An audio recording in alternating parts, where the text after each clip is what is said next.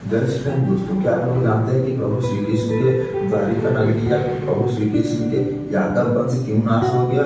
आज हम इसी के बारे में पूरी विस्तार में आलोचना करेंगे। अगर आप चैनल पे नए हैं तो चैनल को सब्सक्राइब और वीडियो को लाइक जरूर से कर दीजिएगा, क्योंकि इसी तरह का स्पिरिचुअल वीडियो मैं आप लोगों के लिए लाता रहता हूँ। जब महाभारत का युद्ध खत्म हुआ, कौरवों की सेना में से और कोई भी नहीं जिंदा था या कौरवों में से 100 पुत्र उनके मारे गए थे। इसीलिए गांधारी ने प्रभु श्री कृष्ण को अभिशाप दिया कि जैसे तुमने मेरे वंश को आपस में लड़ा कर मार दिया है या उनका नाश कर दिया है, वैसे ही तुम्हारे यादव वंश भी नाश हो जाएगा या तुम्हारे यादव वंश में कोई जिंदा नहीं रहेगा। तो ऐसे कुछ दिन बीतने के बाद प्रभु श्री कृष्ण और उनके पत्नी जाम्बवती के एक पुत्र संतान हुआ जिसका नाम है शाम। वो बहुत शक्तिशाली था, लेकिन वो बुरी संगत में पड़कर मदिरा पान करने लगा, अत्याचारी हो गया, जुआरी हो गया, मौज मस्ती करने लगा।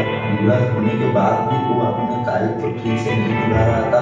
हर समय मदिरा पान करता रहता था और लोगों के ऊपर अत्याचार करता रहता था और लोगों को सताता रहता था। एक दिन क्या हुआ कि शाम ने और उनके दोस्त ने मिलकर एक ऋषि तपस्या कर रहे थे, उनके पास गए और सामने एक लड़की का रूप धारण कर लिया और ऋषि को बोलने लगे कि मेरे पेट में जो बच्चा है, क्या आप बोल सकते हैं कि वो पुत्र है या पुत्री है? तभी ऋषि ने जब ध्यान लगाया बताने के लिए, तभी उनको पता चला कि ये कोई नारी नहीं है, ये तो एक पुरुष है। तभी ऋषि ने अभिशाप दिया था शाम को, जैसे तुमने मुझे छद्म वेश धारण करके नारी के रूप में आया हो और बोल रहे हो कि तुम गर्भवती हो, वैसे 7 दिन के अंदर तुम्हारे गर्भ से एक लोहे का मूसल जन्म लेगा और वही होगा तुम्हारे वंश के नाश का कारण। 7 दिन बीतने के बाद जैसे ऋषि ने श्राप दिया था, सामने एक लोहे की मूसल जन्म दिया और उस लोहे की मूसल प्रभु श्री कृष्ण और बलराम जी देखे तो वो चिंतित पड़ गए कि अब हमारे यादव वंश को कोई नहीं बचा सकता। तो इसीलिए बलराम जी ने बोले कि मैं जब तक जिंदा यादव वंश का कुछ नहीं होने दूंगा। इसीलिए बलराम जी ने क्या किया कि उस जो लोहे के मूसल था उसे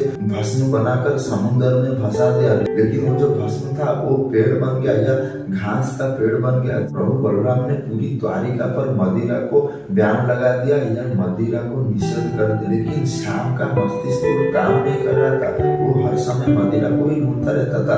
लेकिन एक दिन जब शाम की जन्मदिन थी, तभी शाम और उसके कुछ दोस्तों पार्टी कर रहे थे, लेकिन शाम खुश नहीं था क्योंकि मदिरा नहीं था। सारे दोस्तों को बोल रहा था कि तुम मेरे कैसे दोस्त हो, मदिरा कहीं से जुगाड़ नहीं कर सकते।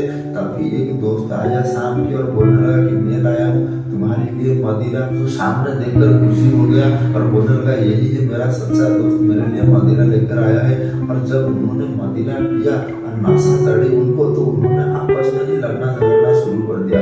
जब ये बात प्रभु श्री कृष्ण और बलराम जी को पता चला कि ये लोग मदिरा पान करके आपस में ही लड़ रहे हैं, तभी उन लोगों को भी पता चल गया कि अब होगा यादव वंश का नाश, अब कोई नहीं बचा सकता, यही तो है विधि का विधान। तभी बलराम जी और प्रभु श्री कृष्ण वहां पर गए और उन्हें रोकने की बहुत कोशिश की, लेकिन सामने और उनके दोस्त ने बहुत भला बुरा कहा कि तभी प्रभु श्री कृष्ण गए और जो पेड़ का रूप धारण कर चुका था या छोटा छोटा बन चुका था, उसे पकड़ के हाथ में कोई के बड़ा सा बन गया। जितने भी लोग वहां पर थे यादव सामने जाकर वहां से पेड़ उखाड़े और वो बनता गया, आपस में लड़ झगड़ते रहे और शाम में बहुत ही यादवों को क्षति पहुंच रहा है, बहुत लोगों को मारा।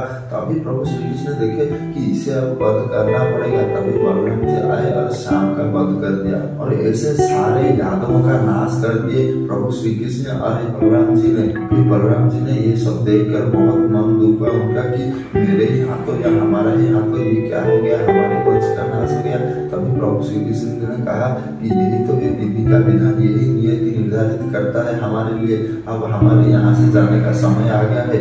तभी बलराम जी ने प्रभु श्री कृष्ण जी से आशीर्वाद लेकर वहां से प्रस्थान किए और कुछ दिनों के बाद प्रभु श्री कृष्ण जी अपना देह त्याग कर लिए और फिर द्वारिका नगरी समुद्र में लीन हो गया। आपको पता चला श्री कृष्ण के वंशज यादवों का नाश कैसे हुआ था या द्वारिका नगरी कैसे समुद्र में विलीन हुआ था। अगर आपको वीडियो अच्छा लगा तो वीडियो को लाइक और चैनल को सब्सक्राइब जरूर से कर दीजिएगा।